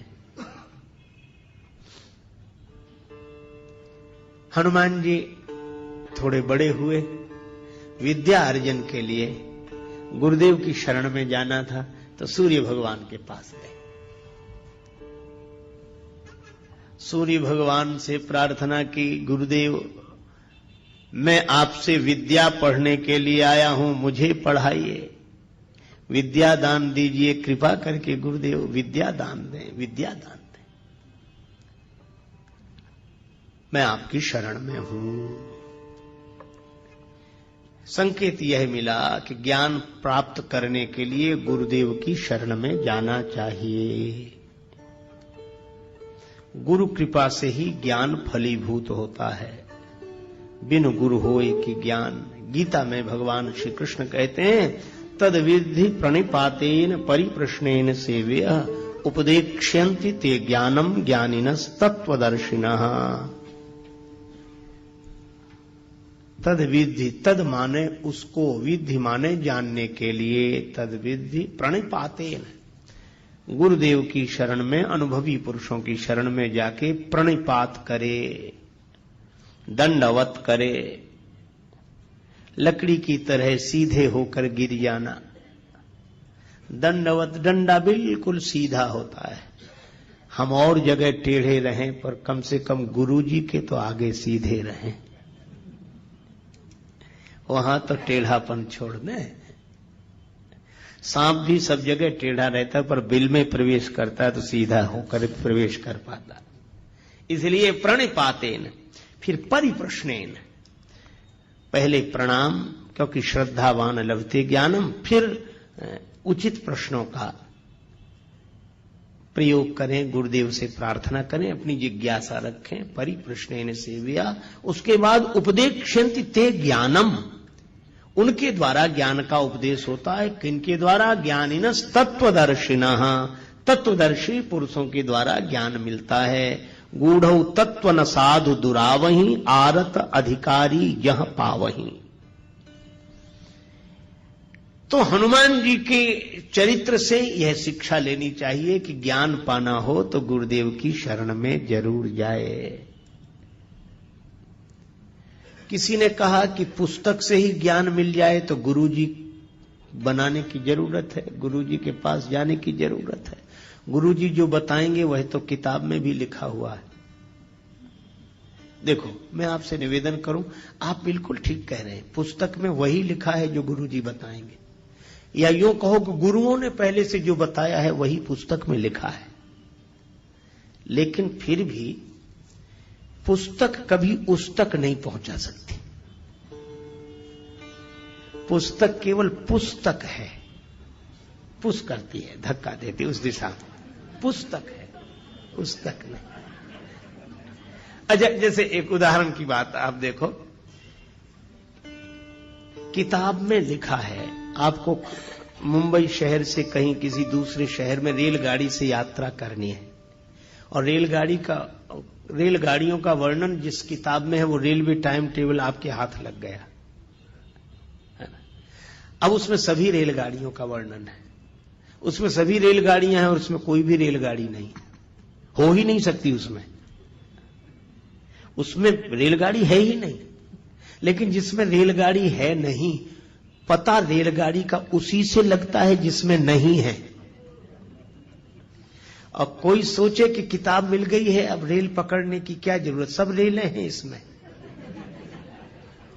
तो किताब लिए बैठा रहेगा, बताता तो रहेगा, पर वो पहुंच कहीं नहीं पाएगा।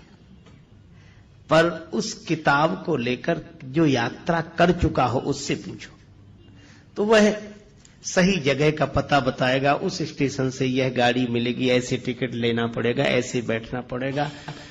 तो यह किताब में नहीं लिखा है, यह वह बताएगा। पर बैठोगे आप उसी ट्रेन में जो आपने किताब में पढ़ी थी। तो जैसे ग्रंथ के साथ गुरु की आवश्यकता है, अनुभवी पुरुष की आवश्यकता है। जैसे कोई भोजन बनाने की कला विधि किताब में पढ़ ले और वो सोचे कि बस इतनी देर पानी को गर्म करे तब दाल डाले उसमें, मान लो उसमें 15 मिनट लिखा हो और आग ही न जल रही हो और घड़ी देखकर कोई दाल डाल दे, पानी गर्म क्या कुनकुना भी नहीं हुआ था। अब कहे भाई किताब में लिखा था। अच्छा, या इतनी आग तेज हो कि वो 15-10 मिनट में ही खौलने लगे पानी, हम 15 मिनट का इंतजार करें क्योंकि किताब में लिखा है।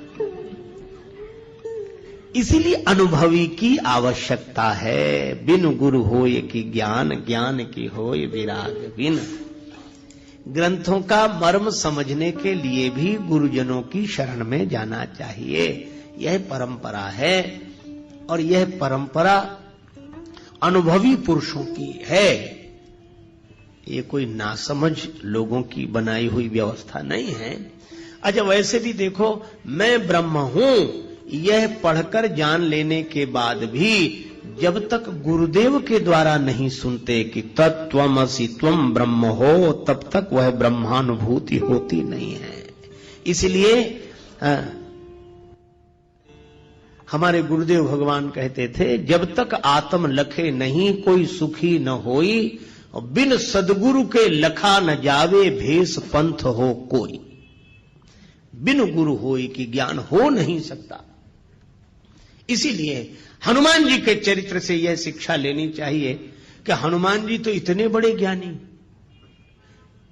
अच्छा, जहां गुरु जी के पास गए वहां तो वो बचपन में ही पहुंच गए थे, बाल समय रवि भक्ष लियो।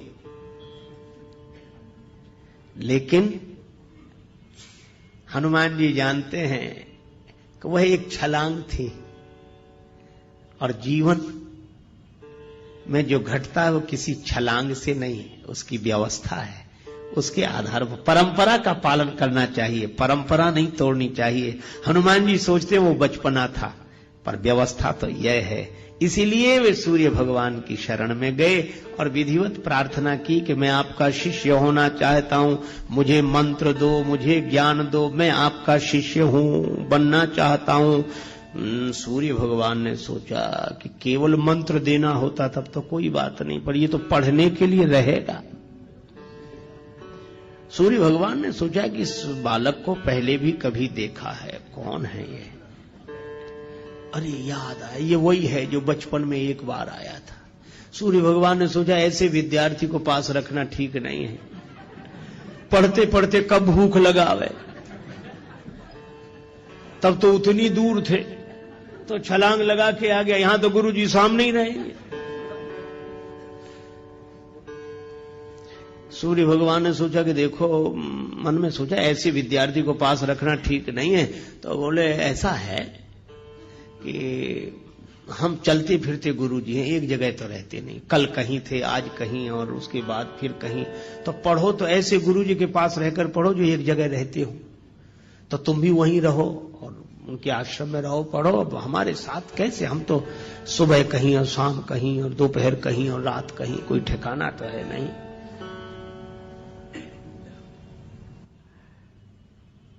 हनुमान जी बोले पढ़ेंगे तो आप सही, अनन्य निष्ठा जो थी, पढ़े। कैसे पढ़ोगे, हम तो चलते फिरते हैं। हनुमान जी बोले तो हम चलते फिरते विद्यार्थी बन जाएंगे, आप जहां जहां चलोगे हम भी साथ साथ चलेंगे, आपकी सेवा करेंगे, पढ़ते चलेंगे। आप भी तो कहीं ना कहीं दोपहर को रहते होगे, रात को हम भी रहेंगे आपके साथ ही, बस साथ ही रख लो बस। सूर्य भगवान ने सोचा यह विद्यार्थी विचित्र, गले ही पड़ गए। सूर्य भगवान ने कहा कि हमारे साथ रहोगे तो भी पढ़ नहीं सकोगे।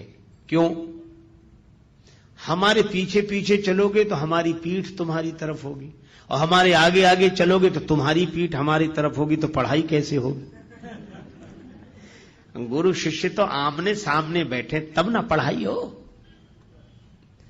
हनुमान जी बोले हाँ यह बात जरूर है। सूर्य भगवान बोले इसीलिए कह रहा हूं कि घर जाओ, पढ़ नहीं पाओगे, ऐसे कैसे पढ़ोगे? हनुमान जी थोड़ी देर रुके। बुद्धिमताम वरिष्ठम, हनुमान जी तो बुद्धिमानों में श्रेष्ठ है। तुरंत बोले इसका भी हल निकल आया गुरु जी।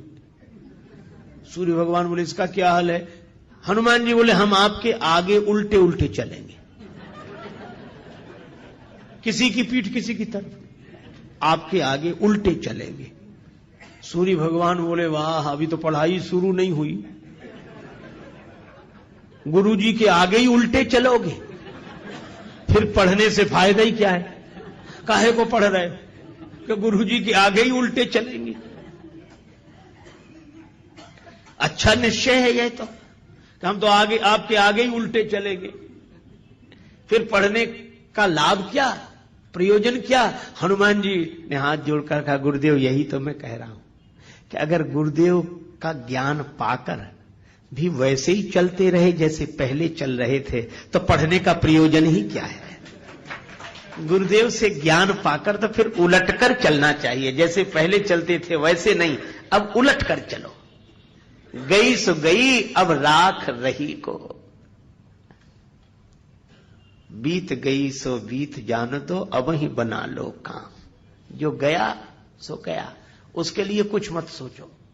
गई सो गई अब राख रही को, जो बचा है उसका उलट कर चलो। सूर्य भगवान बोले बिल्कुल ठीक है, अब पढ़ाऊंगा तुम्हें। भानु सो पढ़ना हनुमान गए, भानु मन अनुमान शिशु केल कियो फेर फार सो। हनुमान बाहुक में वर्णन है।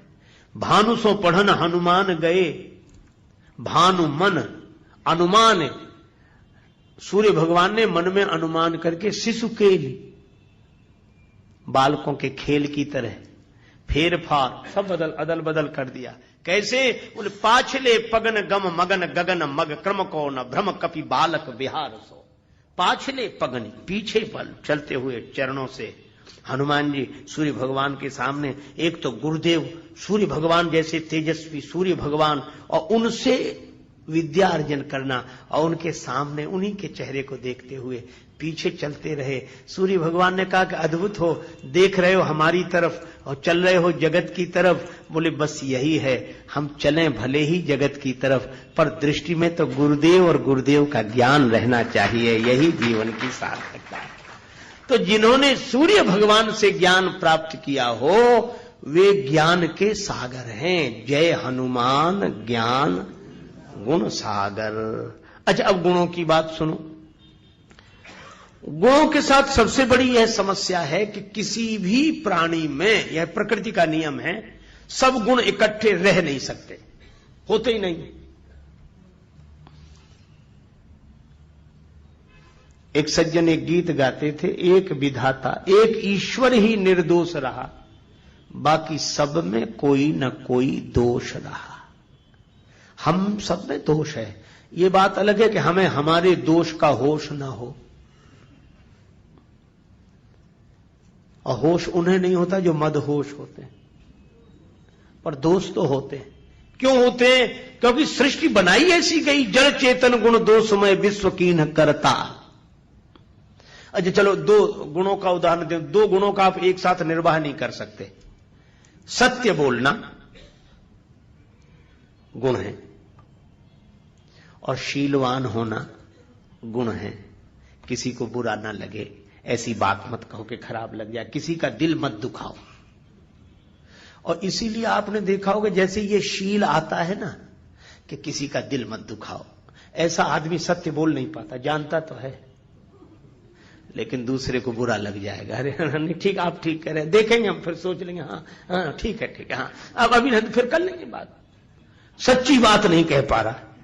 क्यों? शील आया तो सत्य चला गया, और जो सत्य को बोलते विप्राय शील का पालन नहीं कर पाते, वे कहते भैया किसी को बुरा लगे चाहे भला, हम तो साफ साफ कहते हैं, हाल तुरंत कह दिया, झंझट ही नहीं बात का, फिर तुरंत बोलो। जहां सत्य है वहां शील नहीं है, और जहां शील है वहां सत्य नहीं है। इन दो गुणों को इकट्ठा करना मुश्किल है। मेंढकों की तौल है, एक गुण को बुलाओ दूसरा चला जाता है। इसीलिए सब गुण किसी में इकट्ठे हों ऐसा संभव है ही नहीं। गुण दोषमयी सृष्टि है, सब में गुण है, सब में। ये बात अलग है, किसी में गुण ज्यादा है दोष कम है, किसी में दोष ज्यादा है गुण कम है, पर यह होगा ही।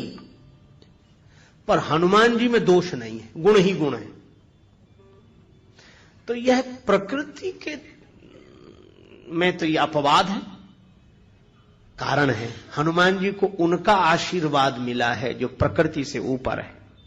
प्रकृति जिनके हाथ में, जो प्रकृति के हाथ में होते हैं उनमें गुण दोष दोनों होते हैं, लेकिन प्रकृति से ऊपर जो है उनका हाथ जिनके माथ पर होता है उनमें गुण ही गुण होते हैं, दोष नहीं होते। तो हनुमान जी में गुण आए कब से? केवल एक बात कह के चर्चा को विराम। गुण आए कब से? हनुमान जी जब गए, रावण का वध हो गया, तो जानकी माता को संदेश देने गए। दूरी ही ते प्रणाम कपि कीन्हा, रघुपति दूत जानकी चीन्हा। दूर से हनुमान जी ने प्रणाम किया। जानकी माता ने देख लिया कि हनुमान जी को। हनुमान जी ने कहा माता राम जी की जय जयकार हो रही, उन्होंने रावण आदि राक्षसों पर विजय श्री प्राप्त कर ली, माता आप मुक्त हो गई। जानकी माता के आंखों से खुशी के आंसू बरसने लगे। श्री जानकी माता बोली, का देऊं तो ही त्रैलोक के महा कपि किमपि नहीं बानी समा। हनुमान इस शुभ संवाद के बदले में मैं तुम्हें क्या दूं? मेरे पास कुछ नहीं है, मैं तुम्हारी ऋणिया रहूंगी, ऋणी हूं। हनुमान जी बोले मां ऐसा मत कहो, मां के पास सब कुछ होता है पर मेरे पास तो कुछ नहीं, आशीर्वाद दो मां। बेटे का सबसे बड़ा धन तो मां का आशीर्वाद है। तो जानकी माता ने कहा कि अगर आशीर्वाद की बात है तो बेटा हनुमान मैं यही कह रही हूं, क्या सुन सुत सदगुण सकल तव हृदय बसहु हनुमंत, सानुकूल कौशलपति रहई समेत अनंत। हनुमान सारे सदगुण तुम्हारे भीतर निवास करें। प्रकृति भी मौन हो गई। जब जानकी माता ने आशीर्वाद दे दिया तो हम क्या करें। इसलिए हनुमान जी में कोई दोष नहीं, गुण ही गुण। जय हनुमान ज्ञान गुण सागर। और हनुमान है इसलिए ज्ञान गुण सागर हुए। हनुमान का अर्थ जिसने अपने मान का हनन कर दिया हो, जो अभिमान रहित हो। ज्ञान और गुणों के सागर होने के बाद भी जो अभिमान रहित हैं, उन हनुमान जी महाराज की जय हो, जय हो, जय हो। ऐसा कहते हुए तुलसीदास जी महाराज ने हनुमान चालीसा आरंभ किया। हम लोग हनुमान चालीसा की कथा कह सुन रहे हैं। इसका फल क्या है? जो यह पढ़े हनुमान चालीसा, होई सिद्धि साखी गौरी सा।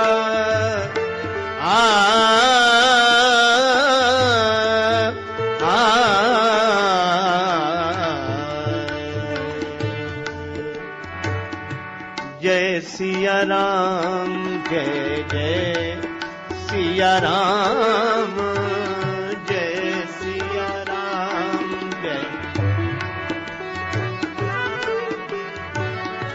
जय सिया राम, जय जय सिया राम, जय सिया राम, जय जय सिया राम, जय सिया राम, जय जय सिया राम, जय सिया राम, जय जय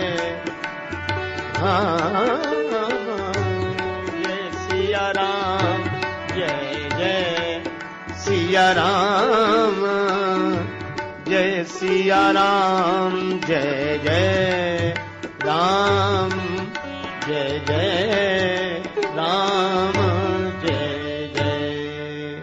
श्री सीताराम जी महाराज की जय। श्री हनुमान जी महाराज की जय। श्री तुलसीदास जी महाराज की। सब संतन की जय, सब भक्तन की जय। जय जय श्री सीताराम, जय जय श्री राधे श्याम। नमः पार्वती पतये, हर हर महादेव।